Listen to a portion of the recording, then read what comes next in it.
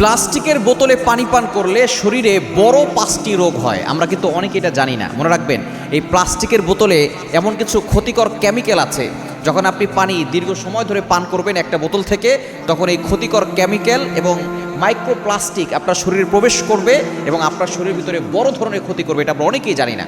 আমরা এই প্লাস্টিকের বোতলে অনেকেই কিন্তু পানি পান করি এবং দীর্ঘদিন ধরে এই প্লাস্টিকের বোতল থেকে আমরা পানি পান করেই যাই। আমরা অনেকে বাজার থেকে এই প্লাস্টিকের বোতল কিনে সেটাকে আমরা বারবার ইউজ করতে থাকি।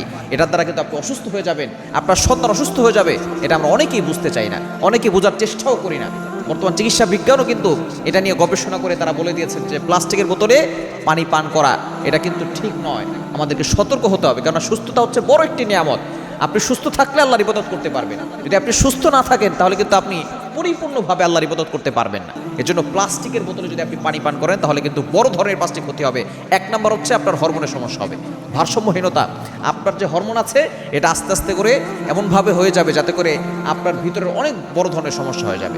এক নম্বর হরমোনের সমস্যা। নাম্বার 2, দ্বিতীয় নম্বর হচ্ছে যখন আপনার এই ক্ষতিকর মাইক্রোপ্লাস্টিক ভিতরে প্রবেশ করবে আপনার কিডনিতে সমস্যা হবে, আপনার কিডনি আস্তে আস্তে ক্ষতবিক্ষত হয়ে যাবে।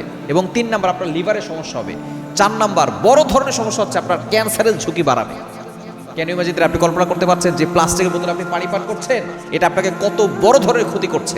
আপনার কিডনি, আপনার লিভার, মোস্ট ইম্পর্টেন্ট যে পার্টগুলো আমাদের ভিতরে আছে এগুলো কিন্তু সব নষ্ট করে ফেলছে।